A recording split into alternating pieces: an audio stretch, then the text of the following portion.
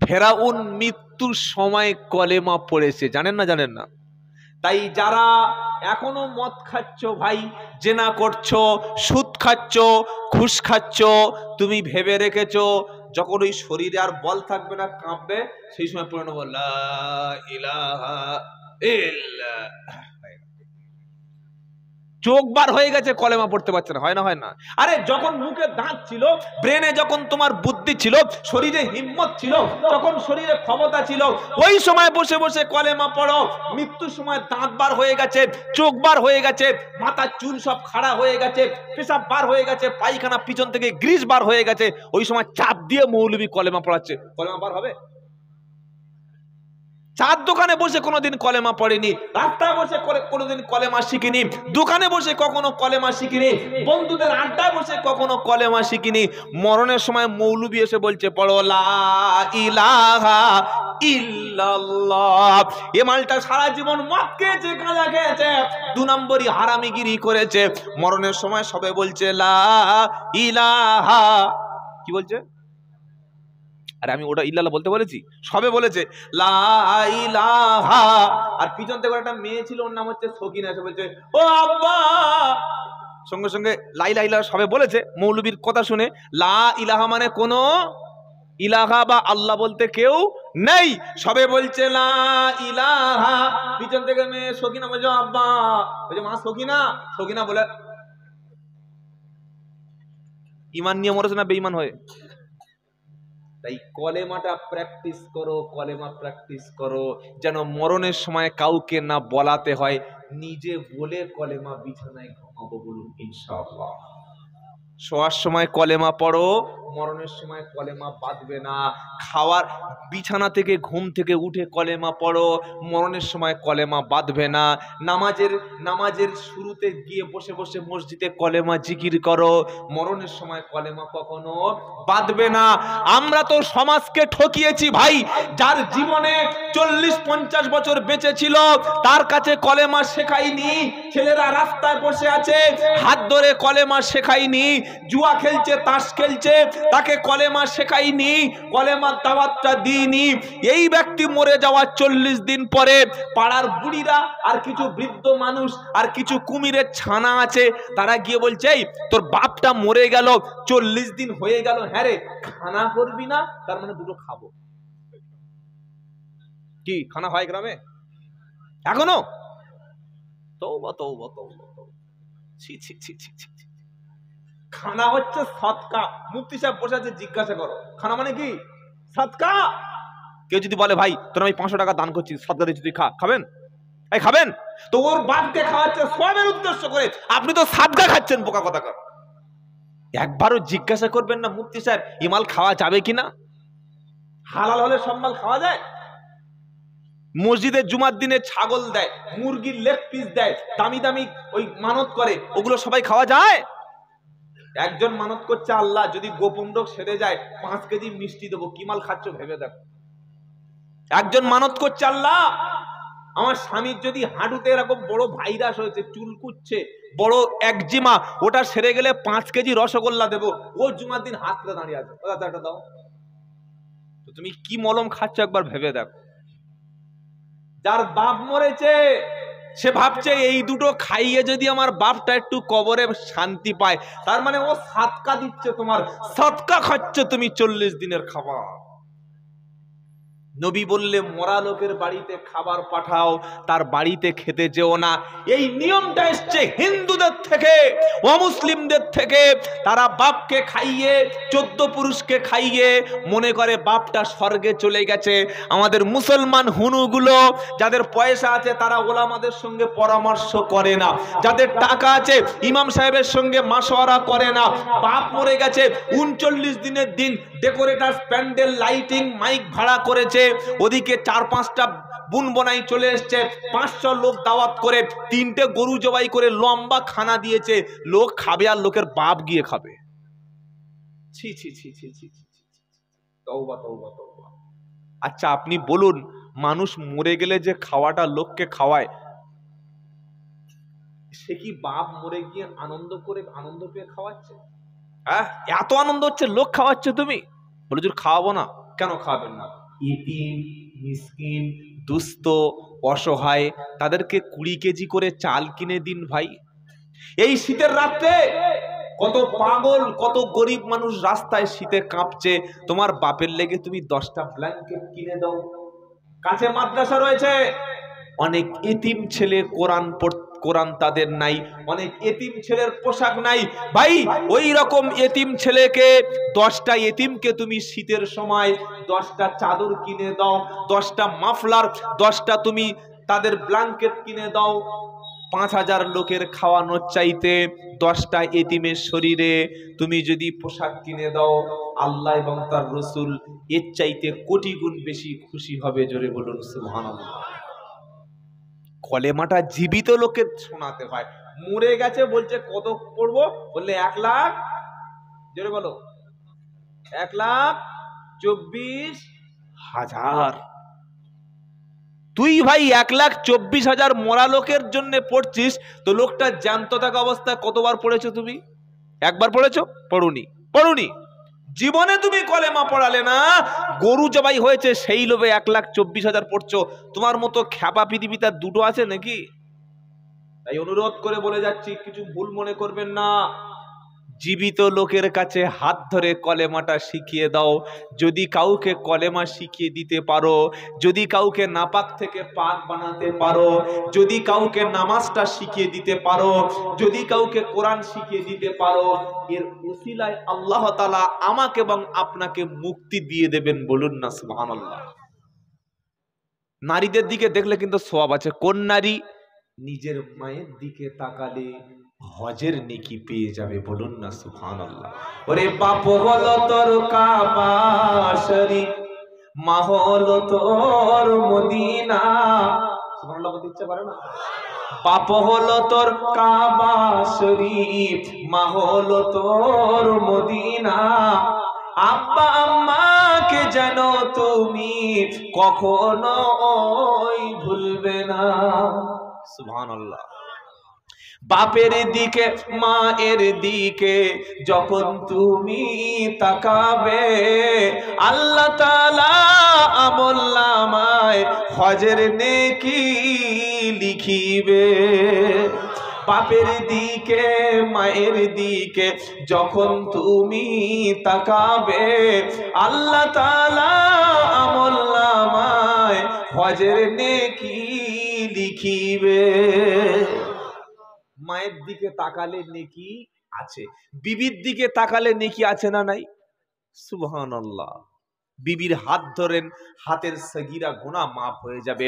বিবির চোখের দিকে তাকিয়ে হাসবেন, জীবনের সমস্ত গুনাহগুলি মাফ হয়ে যাবে।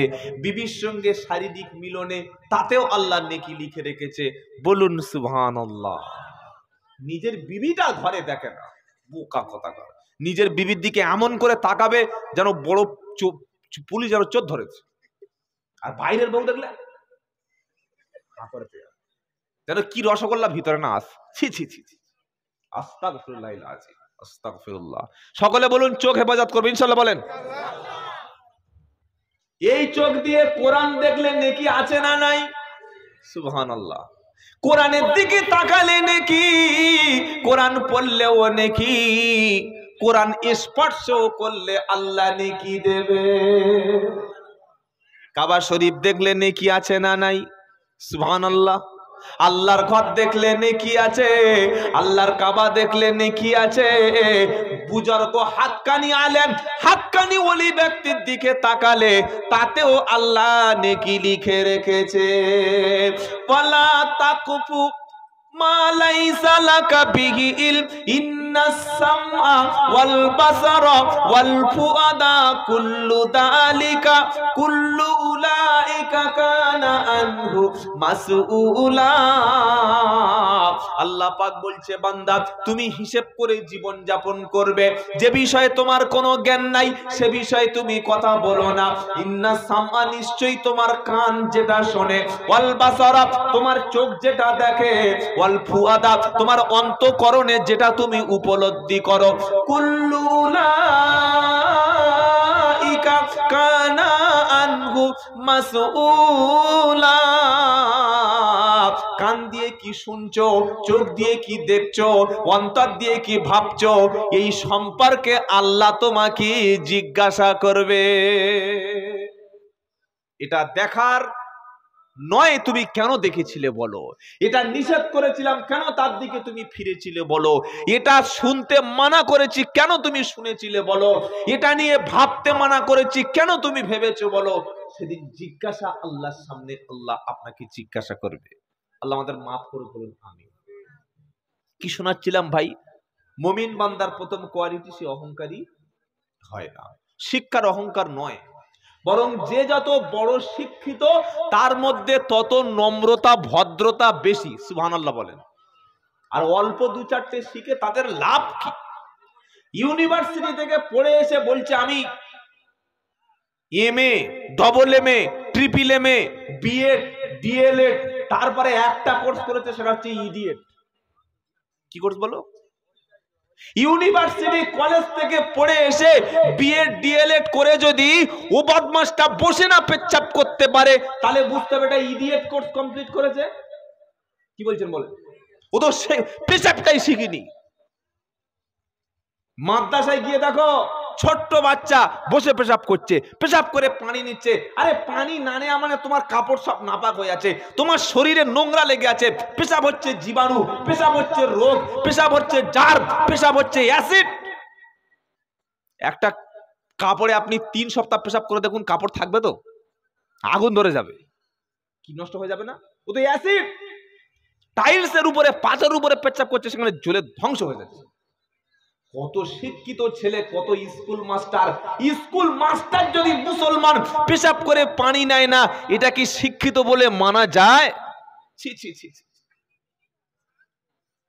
বলছে হুজুর পানি নাই তো টিস্যু পেপার নাই। যারা যুবক আছো শোনো, আজ থেকে নিয়ত করো সব সময় পেশাব করে পানি নেব ইনশাআল্লাহ। যে কোনো মুহূর্তে মালাকুল মউত তোমার সামনে দাঁড়াবে, যে কোনো মুহূর্ত, এনি টাইম। কি জন্য, কি প্রস্তুতি আছে তুমি বলো? তুমি কতটুকু প্রস্তুতি নিয়েছো বলো? তোমার যে কাপড়ে পেশাব লেগে আছে ওই কাপড়ের কাছে যদি মালাকুল মউত এসে রুহুটা নিয়ে যায়, আল্লাহর সামনে কি জবাব দেবে বলো?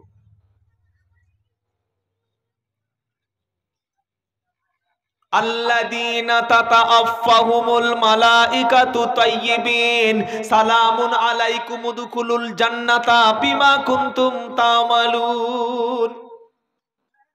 14 পারা সূরা নাহলের 33 নম্বর আয়াতে 9 নম্বর পৃষ্ঠাতে আল্লাহ পাক শোনাচ্ছে, হে বান্দা তুমি শুনে রাখো, যদি তুমি পবিত্র অবস্থায়, ঈমানি অবস্থায়, পবিত্র অবস্থায় তোমার মৃত্যুটা এসে যায়, মালাকুল মউত যখন তোমার পবিত্র অবস্থায়, ঈমান আছে, চরিত্র ভালো আছে, তোমার পোশাক পবিত্র আছে, দেহটা পবিত্র আছে, তুমি যদি ঈমানদার অবস্থায় মৃত্যুবরণ করো, আল্লাহর পক্ষ থেকে মালাকুল মউত এসে তোমার উপরে তখন শান্তি বর্ষণ করবে, তোমাকে বলবে চলো জান্নাতের দিকে চলো, তুমি যে আমলগুলি করেছিলে তার বদলা তোমাকে দেওয়া হবে।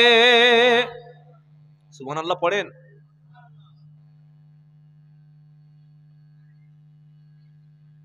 রাতে তুমি ঘুমাতে গেছো, তুমি পেশাব করে পানি নেবে না কেন? নাপাক অবস্থায় তুমি বিছানায় শুয়ে পড়েছো, তোমার মনে ধারণা যে আমার দাদু মরেছে 80 বছরে, আমার দাদি মারা গেছে 90 বছরে, আমার বাপ মারা গেছে 72 বছর বয়সে, আমার সবে 32 বছর বয়স, আরো 36 বাঁচবো। তাই তো? হতে কি পারে না যে রাত 3টের সময় তোমার বুক যন্ত্রণা শুরু হবে, রাত 3:30টার সময় তোমার দেহটা নিথর হবে? পারে না? আল্লাযী খালাকাল মাউতা ওয়াল হায়াতা লিয়াবলুয়াকুম আইয়ুকুম আহসানু আমালা ওয়া হুয়াল আজিজুল গফুর। 29 পারা প্রথম পৃষ্ঠা দ্বিতীয় লাইনের দ্বিতীয় নম্বর আয়াত, সূরার নাম সূরা মুলক। আল্লাহ পাক বলছে তোমাকে মৃত্যু আমি সৃষ্টি করেছি, মরণ এবং জীবন এ দুটো বানিয়েছি, ভালো কাজ কে কতটুকু করো আমি আল্লাহ তোমাকে পরীক্ষা করে নেব। তুমি নাপাক অবস্থায় ঘুমিয়ে পড়লে আমি তোমাকে কিছু বলবো না, আবার ওযু করে পবিত্র হয়ে ঘুমালে তোমাকে কিছু বলা হবে না, ঈশার নামাজ পড়ে ঘুমালে আমি কিছু বলবো না, ঈশার নামাজ না পড়ে ঘুমালে আমি আল্লাহ তোমাকে কিছু বলবো না। তুমি রাত্রে তাসবিহ নিয়ে জিকির করতে করতে, কোরআন পড়তে পড়তে, দরুদ শরীফ পড়তে পড়তে, তওবা ইস্তিগফার করতে করতে তুমি যদি ঘুমিয়ে যাও আমি কিছু বলবো না। আবার তুমি যদি রাত্রে বেলা গান শুনতে শুনতে, মদের বোতল ধরতে ধরতে, সিগারেট টানতে টানতে, মেয়েদের সঙ্গে কথা বলতে বলতে, বাজে চিন্তা ভাবনা করতে করতে তুমি যদি ঘুমিয়ে যাও আমিও কিছু বলবো না, তবে মরণের সময় আমি বুঝে নেব। খাও, কত বড় মদ খাও। 1 জানুয়ারি সবচাইতে মদ বেশি খেয়েছে মুসলমানের ছেলেরা। এই 3 দিন আগে আমি নদিয়া থেকে ফিরছিলাম, রাত 3টের সময় পুলিশ আমাকে ধরে গাড়ি চেক করছে, নাকা চেকিং। বলছে স্যার, আমাকে বলছে যে ভাই কয়েকটা দুঃখের কথা। পুলিশ আমাকে বলছে, পুলিশ অফিসার বলছে যে আপনি একজন মুসলমান মৌলভী সাহেব, আগে মুসলমানের ছেলেরা মদ পান এত করতো না, ইদানিং কলে এত নেশা করছে ছেলেরা। আচ্ছা, এটা যদি কোনো আলেম বা কোনো মুসলমানকে একজন অমুসলিম বলে, তার মানে কানটা কি ছুরি ব্লেড কাঁচি দিয়ে কেটে নেওয়া ভাই নয়? হ্যাঁ, আমাকে বলছে আপনাদের কমিউনিটির ছেলেরা আগে এতটা খারাপ ছিল না, এতটা মদ পান করতো না যতটা ইদানিং কলে করছে। কি বলবো সেখানে, চুপচাপ আছে শুনছি। তারপরে তিনি বলছেন যে আগে অমুসলিমরা মদ খেয়ে মিথ্যা বলতো, মাক্কালি দিব্যি বলছি, ঠাকুরের নামে দেবীর নামে শপথ করত। এখন আপনাদের মুসলমানের ছেলেরা মদ খেয়ে আল্লাহর কসম মিথ্যা কথা বলছে যে মদ খাই। এদেরকে কে বোঝাবে ভাই? ছোট্ট ছোট্ট ছেলেরা যা গাঁজা খাচ্ছে আপনি ভাবতে পারবেন না। এখানে খায় হযরত গাঁজা শরীফ, তাই তো পবিত্র জিনিস। আহা, তো ওয়াজ করলে তো গাঁজা বন্ধ হবে না, বরং এই গাঁজার বিরুদ্ধে ওয়াজ করলে গাঁজাখোররা বলবে শালাকে কে এনে দিবে, বলবে না? দাওয়াত তো দেবেন, আমি ভালো করেই জানি, আর আমি তো একবার বেশি দ্বিতীয়বার যাই না। কি বললেন? কিন্তু এই যে বিশাল যুব সমাজটা যারা গাঁজা খেয়ে ঘুমিয়ে যাচ্ছে, যারা মদ খেয়ে কাপড় রাস্তায় খুলে ফেলছে, যারা গাঁজা মদ খেয়ে স্কুল থেকে পালিয়ে যাচ্ছে, যারা গাঁজা মদ খেয়ে ডাক্তার হতে পারছে না, মাস্টার হতে পারছে না, বিজ্ঞানী হতে পারছে না, আলেম হতে পারছে না, সমাজের পুলিশ হতে পারছে না, WBCS অফিসার হতে পারছে না, সেই জায়গায় অন্য কমিউনিটির মানুষ দখল করছে। আপনার অন্ধকার ভবিষ্যৎটা কে উজ্জ্বল বানাবে? যদি আপনি এখন বাপ না দায়িত্ব নেন। ঈশার নামাজের পরে বাপ ছেলেদের খবর নিচ্ছে না, ও তাহাজ্জুদ নামাজ পড়ার জন্য হাতে তসবিহ নিয়ে ঘুমিয়ে পড়েছে। এটা তো প্রকৃত আদর্শ বাপের আদর্শ এটা হতে পারে না। ঈশার নামাজ পড়ে ডাইনিং রুমে খাওয়ার সময় বাপ প্রত্যেকটা সন্তানকে যেন বলে একসঙ্গে খেতে বসবো। নামাজের পরে ছেলেদের ঘুম পড়িয়ে দেবেন দ্রুত।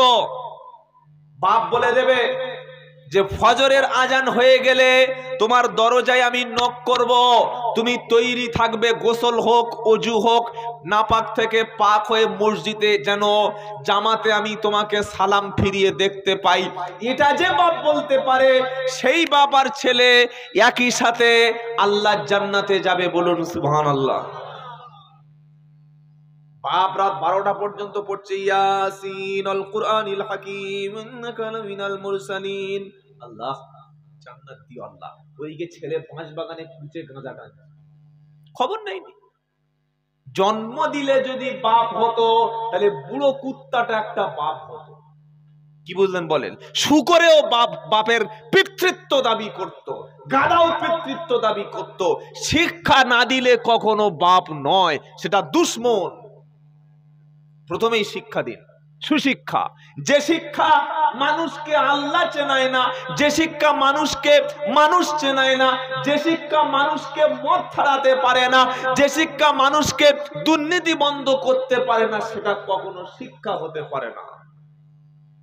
আজকে ডিগ্রিধারী সব সমাজে ভরে গেছে, বিএ পাস, এমএ পাস, কত কি পাস, খালি পাস করে গেছে। মুসলমানদের দুশ্মন বর্তমানে হিন্দু নয়, ভালো করে আমি আব্দুল্লাহ জুবায়ের বলছি, শোনো, হিন্দুদের দুশমন মুসলমান ভারতবর্ষে নয়, বরং ভারতবর্ষে হিন্দু এবং উভয় মুসলমানের দুশমন হচ্ছে দুর্নীতিগ্রস্ত সমাজ বিরোধী অশিক্ষিত ব্যক্তিগুলি। আপনি পঞ্চায়েতে যান, এমএলএ যান, প্রধানমন্ত্রী, যে দপ্তরে আপনি যাবেন, যে অফিসে যাবেন, সেখানে ঘুষ ছাড়া কাজ হয় না। কি বলছেন বলেন? আগে মাল ফেলো, তারপরে তুমি কাজ দেখো, তার আগে হবে না। সব জায়গায় একটা ঘর নিতে যাবেন, 10,000 দাও, দিয়ে দিচ্ছি ঘর। পায়খানা নেব, 300 টাকা দাও, পায়খানা দেবো। কি বলছেন? আর চাকরি নিতে গেলে 10 লাখের কোনো চাকরি নেই, আছে? 10 লাখের কমে চাকরি আছে? আপনি ভাবতেই পাচ্ছেন শিক্ষিত মানুষরা কত বদমাইশ হয়ে গেছে। শিক্ষিত মানুষের মধ্যে যদি দুর্নীতি থাকে, এটা কখনো শিক্ষা নয় ভাই। তাই আমরা আমাদের সমাজ পরিবর্তনের জন্য, আমরা আমাদের সন্তানদেরকে তাদের মৃত্যু নয় জাহান্নামের আগুন থেকে বাঁচানোর জন্য যেটা প্রথম সন্তানকে দেব, সেটা হচ্ছে ইসলামিক আদব কায়দা। বলুন ইনশাআল্লাহ। ইনশাআল্লাহ বলেন। আল্লাহ তৌফিক দিক, বলুন আমিন। তাই আল্লাহ পাক শোনাচ্ছে, ইমানদার ব্যক্তির মধ্যে কোন রকম কোন অহংকার থাকতে পারে না। ইয়া মাআশারাল জিন্নি ওয়াল ইনস ইনিস্তাতাওয়াতুম আও তানফুদু মিন আকতারিস সামাওয়াতি ওয়াল আরদ ফানফুদু লা তানফুদুনা ইল্লা বিসুলতান ফাবিআইয়ি আলাই রাব্বি, কি হবে? ফাবিআইয়ি আলাই রাব্বিকুমা। আহা, কি সুন্দর কোরআন, যত পড়বেন তত বোঝা। ফাবিআইয়ি আলাই রাব্বিকুমা তুকাদ্দিবান। সুবহানাল্লাহ। একই কথা বারবার আল্লাহ বলছেন, প্রত্যেকটা কথার মধ্যে আল্লাহ পাক বলছে, তুমি তোমার রবের কোন নিয়ামতকে অস্বীকার করবে বলো? তুমি তোমার রবের কোন নিয়ামতকে মিথ্যা ভাববে? সবচাইতে বড় আল্লাহ দয়া হচ্ছে তুমি কোরআন পেয়েছো। সুবহানাল্লাহ। কোরআন যদি না পেতে তুমি বাঁচতে পারতে না। কোরআন মুসলমানদের রূহ, এটাই বাঁচার দলিল, এটাই জাহান্নাম থেকে ফেরানোর রাস্তা, এটাই মুসলমানের চরিত্র সংশোধনের কিতাব। কোরআন জানেন না, কোরআন পড়েন না, বোঝার চেষ্টা করেন না, জীবনের চরিত্র কখনো ভালো বানানো যাবে না।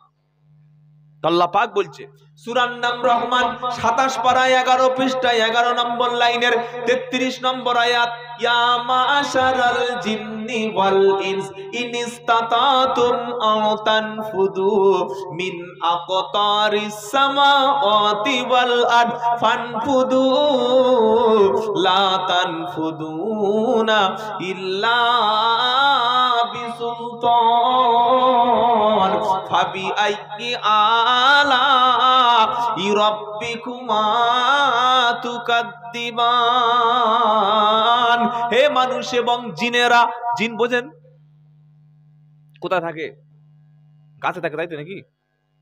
বলছে হ্যাঁ। জিন হচ্ছে আগুনের তৈরি, মানুষ হলো মাটির তৈরি। আল্লাহ পাক বলছে, হে মানুষ এবং জিনেরা, মানুষ আর জিনদের হিসাব হবে, বাদ বাকি গরু ছাগলের হিসাব জোরে বলো হবে না। মানুষ আর জিনকে আল্লাহ সৃষ্টি করেছে, মা খালাকাতুল জিন্না ওয়াল ইনসা ইল্লা লিআবুদুন। মানুষ আর জিন জাতিকে আমি আল্লাহ ইবাদতের জন্য বানিয়েছি। আল্লাহ শোনাচ্ছে, ইয়া মাশারাল জিন্নি ওয়াল ইনস, এখানে জিনদের কথা বলছে। আবার সূরা বানী ইসরাঈলে 85 নম্বর আয়াতে আবার ওখানে জিনদের কথা বলছে। এখানে কি বলছে?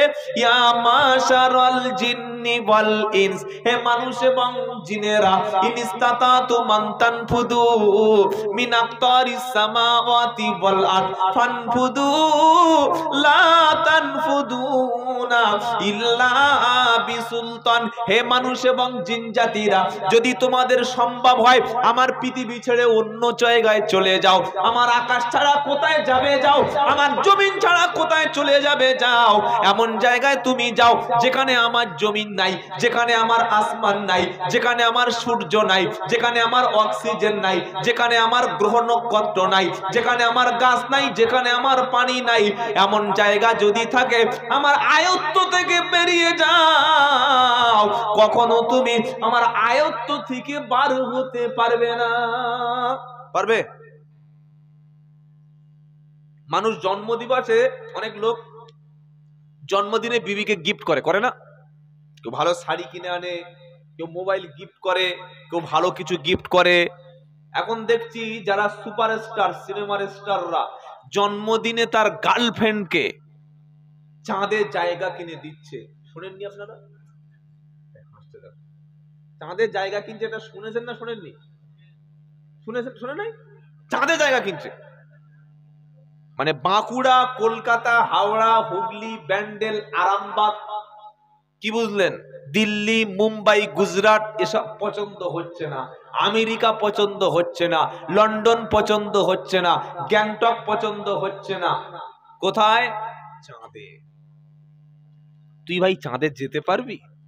পারবি না। সেখানে তো অক্সিজেন নাই, তুই বাঁচবি কি করে? পিঠে ঘাড়ে করে সিলিন্ডার করে নিয়ে যাবি নাকি? অক্সিজেন যেখানে নাই সেখানে প্রাণী জগৎ নেই। আমাদের ভারতবর্ষ থেকে গত কয়েক মাস আগে বিক্রম বলে একটা পাঠানো হয়েছিল চাঁদে, জানেন না আপনারা? সেটা কিন্তু সফল হতে পারে। সেখানকার আবহাওয়া, সেখানকার যে পরিবেশ, সেটা মানুষের পক্ষে বেঁচে থাকা সম্ভব নয়। মঙ্গল গ্রহে লোক জায়গা কিনছে। আল্লাহ বলছেন, ইয়া মাশারাল জিন্নি ওয়াল ইনস, হে মানুষ এবং জিন সম্প্রদায়, ইয়া মাশারাল জিন্নি ওয়াল ইনস ইন ইসতাতাতুম, যদি সম্ভব হয় যাও, বেরিয়ে যাও পৃথিবী ছেড়ে, চাঁদে যাও, মঙ্গলে যাও, নেপচুনে যাও, প্লুটো যাও, মঙ্গলে যাও, বৃহস্পতিতে যাও, শুক্রে যাও, যাও গিয়ে ঘর বানাও, যাও গিয়ে থাকো, যাও সেখানে গাছ লাগাও, মার্কেট করো, সুপার হসপিটাল তৈরি করো, পেট্রোল পাম্প তৈরি করো, যাও সেখানে বসবাস করো। পারবে না, সম্ভব নয়। যেখানে তুমি যাবে সেখানে আমার অক্সিজেন নিয়ে তোমাকে বাঁচতে হবে। যেখানে তুমি যাবে সেখানে আমার সূর্য তোমার লাগবে। যেখানে তুমি যাবে আমার মাটি সেখানে তোমাকে নিতে হবে। যেখানে তুমি যাবে সেখানে আমার নেয়ামত ছাড়া তুমি পা তুলতে পারবে না। তাই আমার উপরে ভরসা করো, নিজে কখনো অহংকারী হয়ো না। এবার আল্লাহ আবার বলছেন, কি বলছে? ওয়ালা তামশি ফিল আরদি মারগা ইন্নাকা লান তুখরিকাল আরদা ওয়ালান তাবলুগাল জিবালা তুলা। 15 পারা 4th পৃষ্ঠা 13 নম্বর লাইনে, সূরার নাম সূরা বানী ইসরাইল। আল্লাহ পাক শোনাচ্ছে, ওয়ালা তামশি, এই যে গুণটা শোনাচ্ছি মুমিন ব্যক্তি যে কখনো অহংকারী হতে পারে না। আল্লাহ পাক কোরআনে ধরে ধরে বলছে যে অহংকার করো না, কারণ কোন রকমের অহংকার মুমিনের মধ্যে থাকে না। এখানে কি বলছে? ওয়ালা তামশি ফিল আরদি মারহা ইন্নাকা লা তাখরিকাল আরদা ওয়ালান তাবলুগাল জিবালা তুলা। হে বান্দা, জমিনে অহংকার করে পদচারণ করো না। অহংকার আমার জমিনের উপরে হেঁটো না। এই জমিন কার? জোরে বলেন না। আল্লাহ ইচ্ছা করলে জমিনটাকে ধসিয়ে দিতে পারে না? পারে না? এই জাপানে গত 2 দিন আগে ভূমিকম্প হয় নাই? বিল্ডিং গুলো ভিডিও দেখলাম থরথর করে কাঁপছে। 30-35 তলা বিল্ডিং, মাটির তলায় যেতে 10 সেকেন্ড ওর সময় লাগে না। যেটা করাচ্ছেন তিনি কে? আল্লাহ। আপনি বলছেন আমার ঘর স্যাম স্টিলের ঘর, টিএমটি 600 বার ছাড়া কথা হবে না। কি বুঝলেন? পাঁচামির পাথর লাগিয়েছে, বড় দানার বালি লাগিয়েছে, আল্ট্রাটেক প্রিমিয়াম সিমেন্ট দিয়ে দামি ইঞ্জিনিয়ারিং প্ল্যান করে ঘর বেঁধেছে। এসব প্ল্যান কিন্তু আল্লাহর প্ল্যানের কাছে টিকবে? আল্লাহ খালি বলবে একটু ভূমিকম্প চালিয়ে দে, ইদা জুলজিলাতিল আরদু জিলজালাহা ওয়া আকরাজাতিল আরদু আসকালাহা। আচ্ছা, আপনাদের এই বাঁকুড়া জেলা, আমাদের এই বাংলার মুখ্যমন্ত্রীকে মমতা ব্যানার্জি। আপনার আমাদের পাশে যে রাজ্য আছে, কোন রাজ্য ভাই? বাংলাদেশ রাজ্য। বাট আপনাদের পাশের রাজ্য, রাজ্য বোঝেন না? এখানে গ্রামে স্কুল আছে? আপনাদের গ্রামে হাই স্কুল আছে? ছেলেরা পড়ে তো না পড়ে না? জেলা আর রাজ্য বোঝেন না? আসাম তো এই দিকে রে ভাই। হ্যাঁ, বিহার, ঝাড়খণ্ড। ঝাড়খণ্ড বোঝেন? এখান থেকে গিয়ে ঝাড়খণ্ড, আপনার এই দুবরাজপুর, তারপরে তো ঝাড়খণ্ড। এই কাঁচা বাদামি মালটার বাড়ি করে, কি বুঝলেন? তো ঝাড়খণ্ডের মুখ্যমন্ত্রী যদি বাঁকুড়া জেলায় এসে ভূমিকম্পে 300 ঘর যদি মাটির মধ্যে ঢুকিয়ে দেয়, মমতা ব্যানার্জি কি ঝাড়খণ্ডের মুখ্যমন্ত্রীকে ছেড়ে দেবে? ছাড়বে? কি বলছেন, ছাড়বে?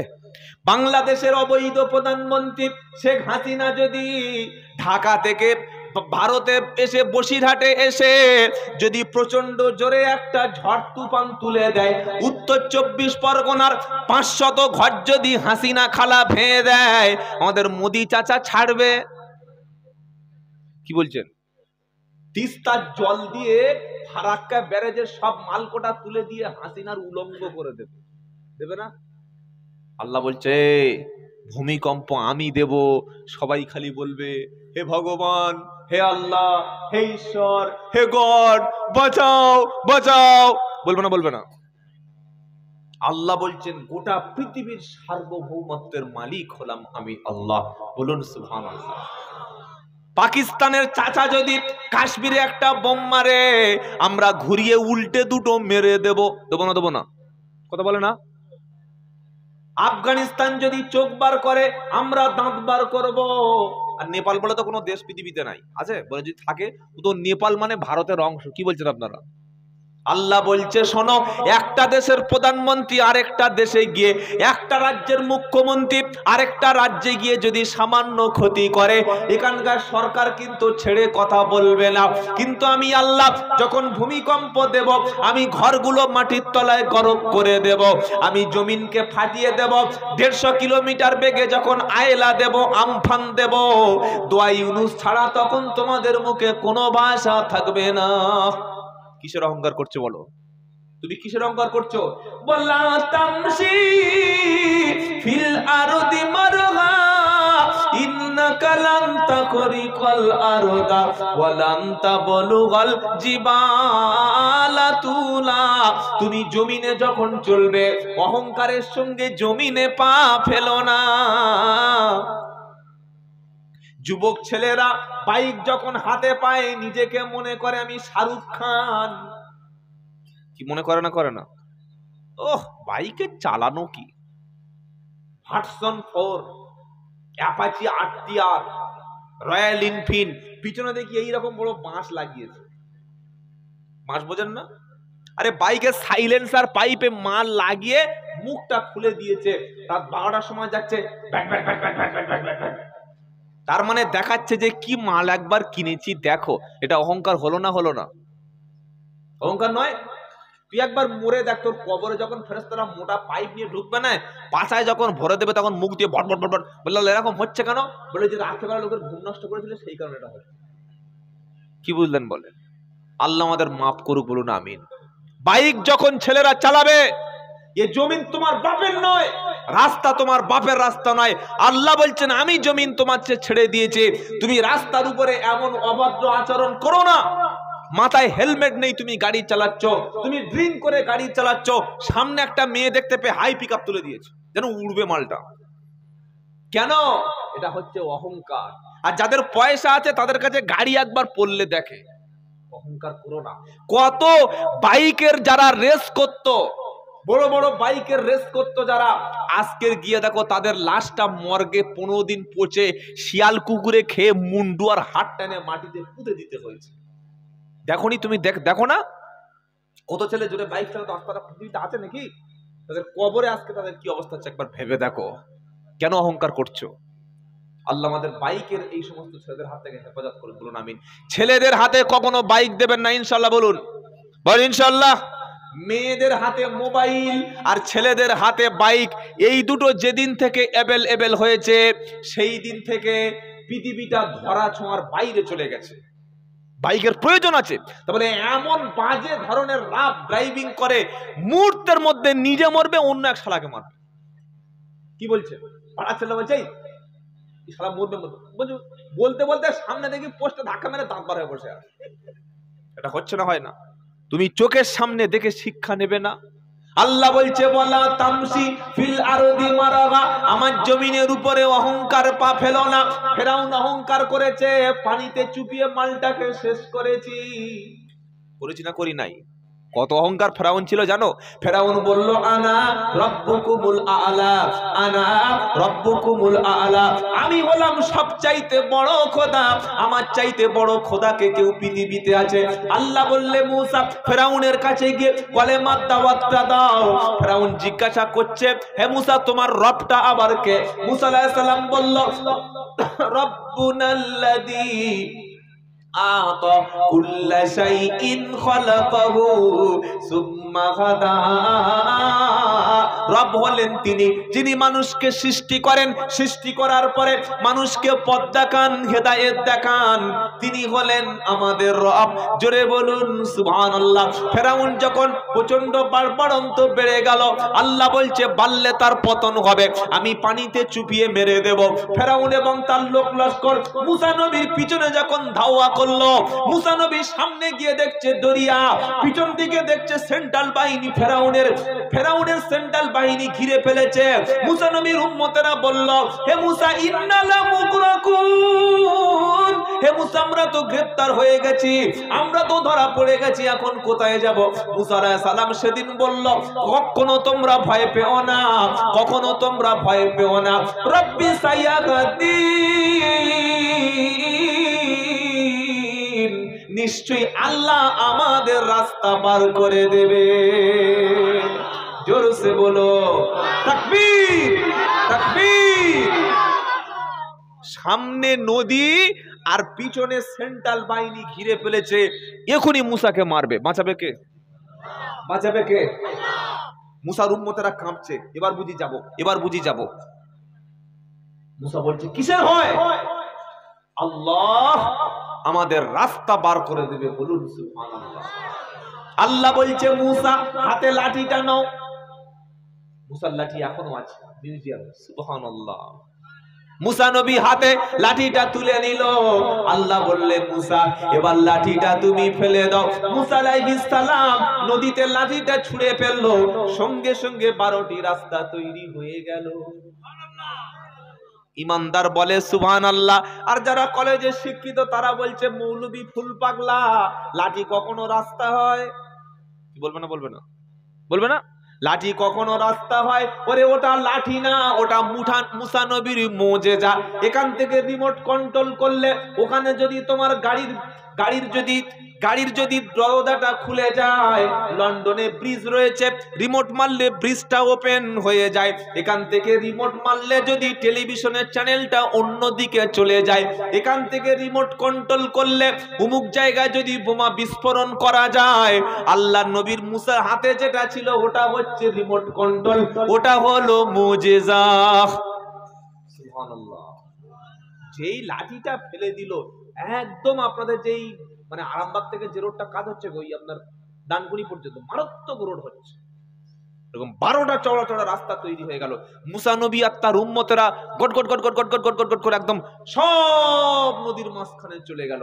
ফেরাউন সামনে এসে দেখছে একদম ওয়ান ওয়ে রাস্তা, চল চল চল, মনে করছে ওর বাপ তৈরি করে গেছে। কি বুঝলেন? ঘোড়া নিয়ে সব নেমেছে। কেন? মুসাকে ধাওয়া করবে। আল্লাহ বলছে দাঁড়া দাঁড়া, মালটাকে সাইজ মাঝখানে আনি। কি বুঝলেন? ছোট শয়তানের মৃত্যু ছোট জায়গায় হয়, বড় শয়তানের মৃত্যু যেমন তেমন হবে নাকি? ওদের বড় জায়গায় মৃত্যু দেয়া হবে। মুসা নবী যখন উপরে চলে গেল, মুসা নবীর উম্মতেরা সবাই যখন পৌঁছে গেল, ফেরাউন মালটা গিয়েছে সেন্টারে, সেন্টারে। এবার আল্লাহ কি বলছে, কি বলছে, কি বলছে জানেন? কোরআন। ফেরাউন যখন নদীর মাঝখানে, আল্লাহ বললেন কোন, কি বললেন? কোন। ফেরেশতা রেডি, রেডি, দাও দুটো পানি এক করে দাও। এক মুহূর্তের মধ্যে সমুদ্রের পানিগুলো এক হয়ে গেল। সুবহানাল্লাহ। ফেরাউন দেখলে আজকের আজকের আমার উপায় নাই। ফেরাউন গেছে মাঝখানে, মুসা নবী উপরে চলে গেছে। আল্লাহ বললেন কোন, সঙ্গে সঙ্গে পানি এক হয়ে যাও। পানি যখন এক হলো, ফেরাউন দেখছে এবার লাস্ট সিন চলছে, বাঁচা যাবে না। ফেরাউন তখন কলেমা পড়ছে, কোরআন শোনাচ্ছে। ক্বালা আমানতু আন্নাহু লা ইলাহা ইল্লাল্লাযী আমানাত বিহি বানু ইসরাঈল ওয়া আনা মিনাল মুসলিমিন।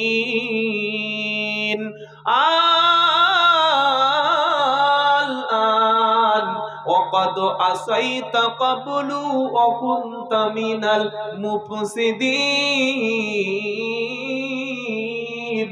ফাল-ইয়াওমা নুনাজ্জিকা বিবাদানিকা লিতাকুনা লিমান খালফাকা আয়াহ ওয়া ইন্না কাসীরাম মিনান নাসি আন আয়াতিনা লাগাফিলিন।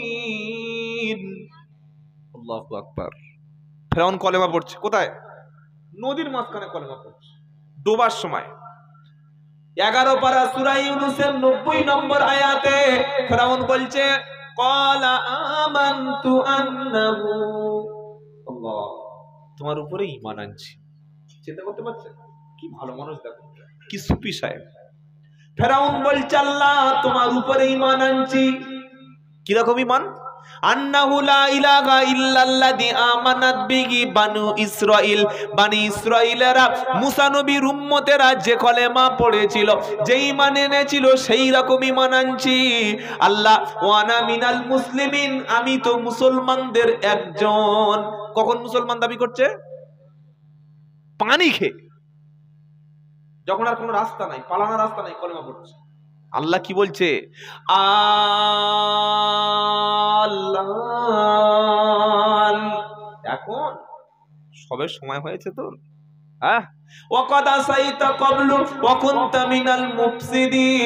ইতিপূর্বে তুমি ছিলে সন্ত্রাসী, তুমি ছিলে খোদাদ্রোহী, তুমি কত বাচ্চাকে হত্যা করেছ, কত কলেমা পড়া মুসলমানকে শহীদ করেছ, আমার নবীকে তুমি কত অত্যাচার করেছ। আমি তোমাকে মারবই মারব। ফালইয়াউমা নুনাজ্জিকা বিবাদানিক লিতাকুনা লিমান খালফাকা আয়া। তোমাকে আমি মারব, তোমার মারার পরে তোমার লাশটাকে আমি অক্ষত রাখবো। কিয়ামত পর্যন্ত লাশটাকে পানিতে নষ্ট হবে না, সাপে খাবে না, কুমিরে মুখ দেবে না, হাওর লাশটা গ্রহণ করবে না। আমি তোমাকে কিয়ামত পর্যন্ত, তোমার ফেরাউন তুমি যেমন স্বৈরাচারী, যারা তোমার মতো দেশদ্রোহী স্বৈরাচার মুসলমান নির্যাতনকারী হবে, তাদের জন্য আমি তোমাকে শিক্ষা দানকারী বানাবো। সে ফেরাউন আছে না নাই? ফেরাউন আছে তো? এই বাবাজিরা ইউটিউবে সার্চ করেন ফেরাউন, দেখবেন এখন মাল শুয়ে আছে কাঁচের ঘরে।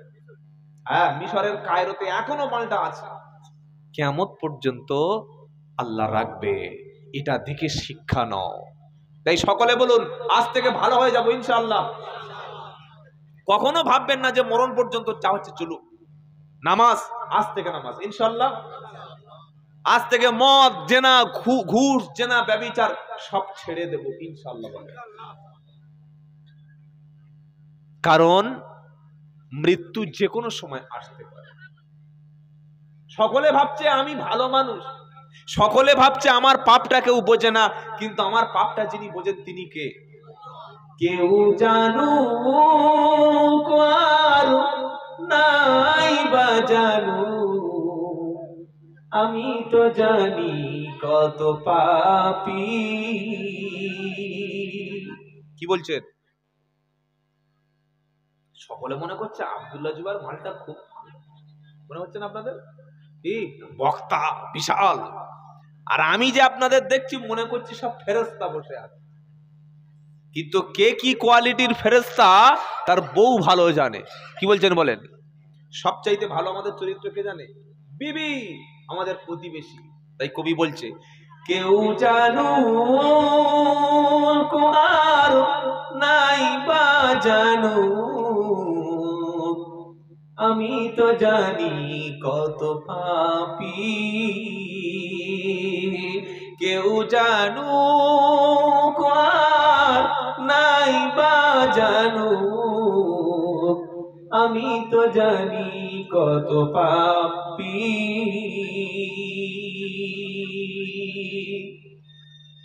পোশাকে আশাকে দেখো, এ দেহটা ঢেকেছি।